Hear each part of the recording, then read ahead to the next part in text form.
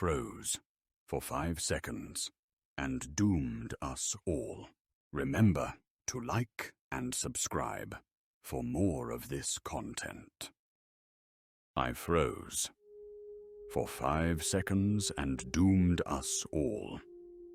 They say in a crisis, you have 2 choices, fight or flight.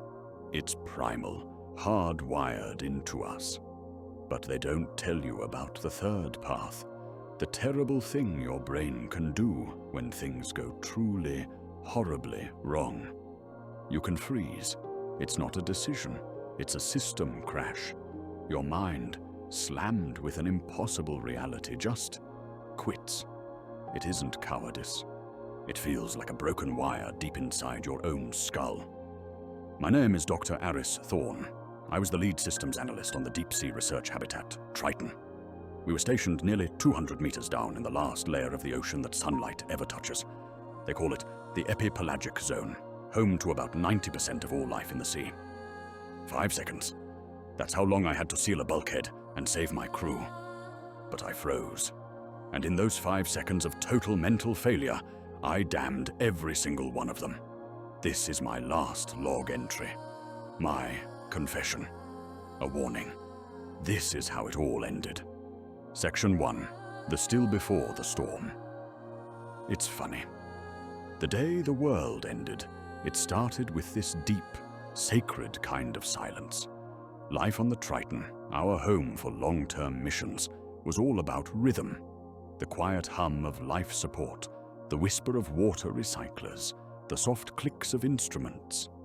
It becomes the soundtrack to your life, a mechanical lullaby in the crushing dark.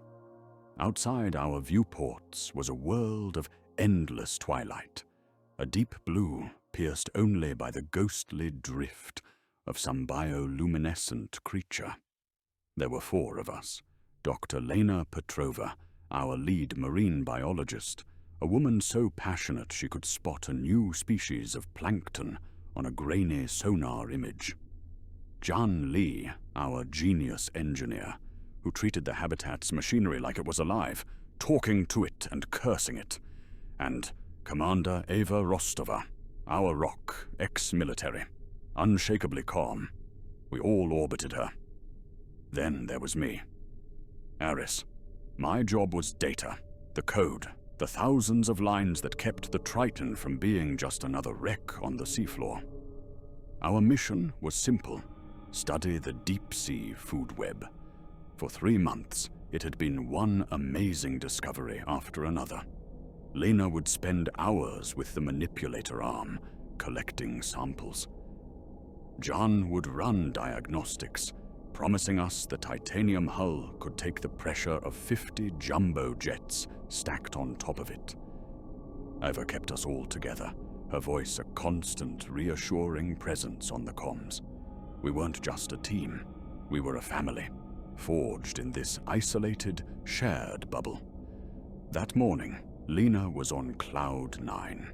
She'd recorded a stoplight loose-jaw dragonfish hunting with its red bioluminescence, something almost no one had ever seen live. We were celebrating with rehydrated coffee, feeling giddy, invincible. We'd forgotten that in the deep, you are never, ever safe. The darkness, the cold, the pressure. It's always waiting for its chance.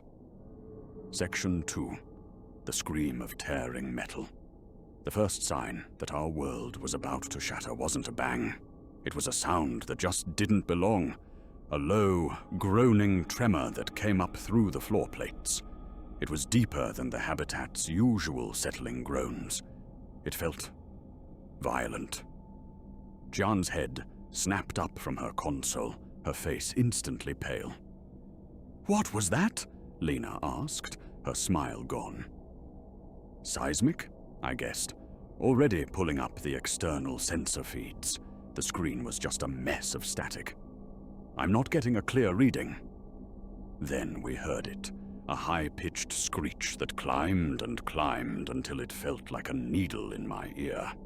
It was the sound of metal screaming, of impossible pressure finding a weak spot. It was the sound of failure. Red lights strobed across the command module, and a klaxon started blaring, a frantic, synthetic heartbeat. The automated voice, calm as ever, announced our doom. Warning, hull breach detected in Corridor B4. Atmospheric pressure dropping. Corridor B4, the science wing. Eva was already on her feet, her voice cutting through the panic. Jian, seal the interior bulkheads. Aris, damage report, now. Lena, with me. The deck plating lurched again, a shockwave that threw me against my console. My screen was a waterfall of error messages. The pressure in B4 was gone. The ocean was pouring in. Ava and Lena were already sprinting down the corridor to the science wing. Jian's face was lit by the red emergency lights, her hands flying across her station. Bulkhead doors slammed shut, one by one, each heavy thud making our world smaller. "The B4 bulkhead isn't responding," Jian yelled, her voice tight with fear. "The control panel is fried. It has to be sealed manually." Ava didn't even slow down. "Aris, the master release for the central corridor is on your console.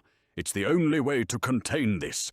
Seal it on my command," she shouted over her shoulder, just before she and Lena vanished from sight. I knew what that meant. The master release was for Bulkhead 7, the last wall between us and them. Sealing it would cut them off. It would trap them. I stumbled to the master console, my heart trying to beat its way out of my chest. The main schematic showed our nightmare in cold, clinical detail. Blue, the color of the sea, was flooding the diagram of Corridor B4, swallowing it whole. Then an alarm for B5, the next corridor over, began to scream. The breach was spreading faster than I could have imagined. My fingers flew, bringing up the manual override for Bulkhead 7. A big, red virtual button appeared on my screen. Below it, a timer. A 5-second failsafe. "Aris, do you have it?" Ava's voice crackled over the comms, strained, breathless. Behind her, I could hear the roar of the ocean pouring in. "I have it, Commander," I yelled back, my voice sounding small. "We're at the manual panel. Oh God, it's gone. The whole wall is collapsing." Lena's voice was a choked cry. Then a new sound came through the comms. Not water, not metal. It was a wet, clicking sound, sharp, articulate, a sound no machine should make.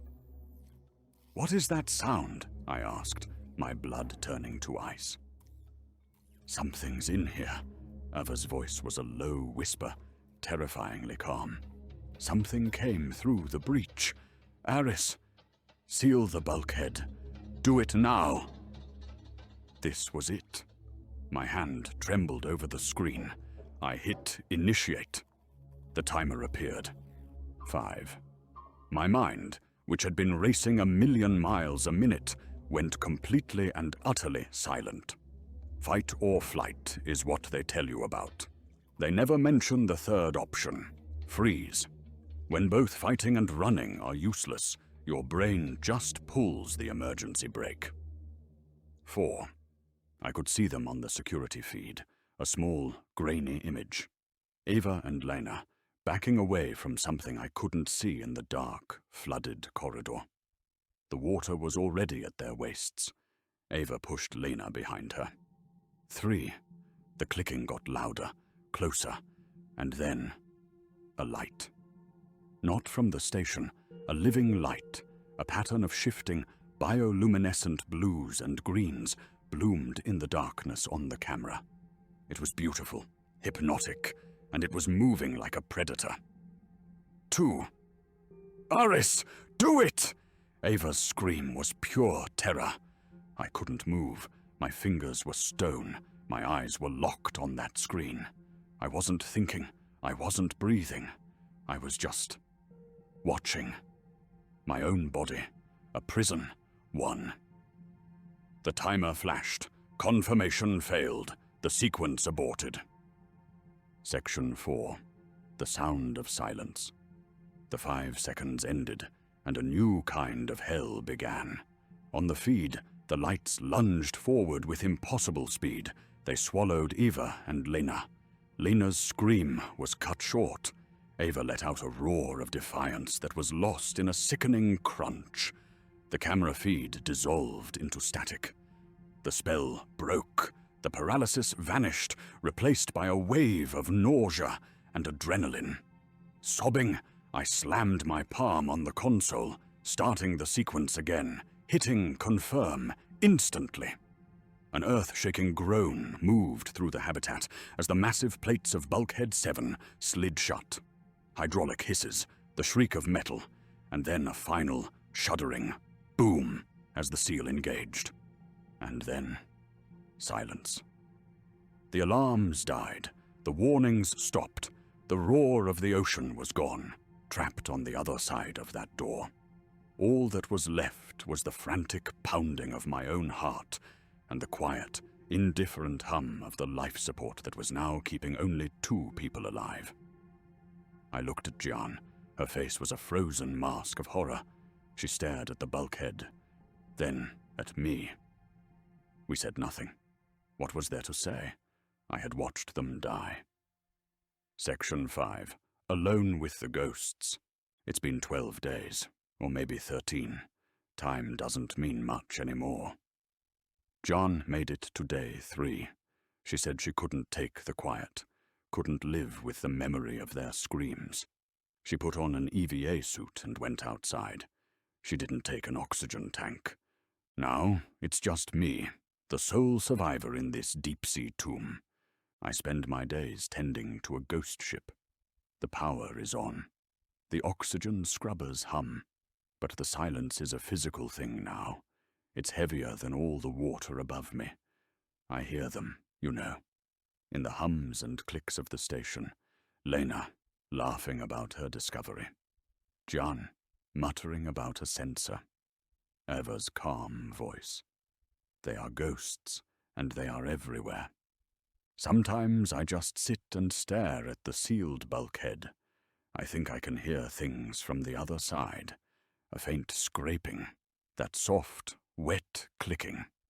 Maybe it's just my mind, breaking in the solitude. The deep is full of strange noises. But I know what I heard. Last night, something new. A soft, blue-green light started pulsing from the thin seam of the bulkhead door. It's faint, but it's there. A slow, rhythmic glow, like a heartbeat. It's watching me. It knows I'm in here. It's patient. It has all the time in the world. The ocean is not empty, and it does not forgive. My oxygen is running low. The life support is starting to sputter. This is my last transmission. I doubt anyone will ever hear it. But if you do, know this. We came down here looking for monsters. We never considered that in a place this hostile, this alien. We are the monsters. We are the intruders. The real abyss isn't the miles of water over my head. It's the 5 seconds of silence in my own mind. The moment I froze. The moment I doomed us all.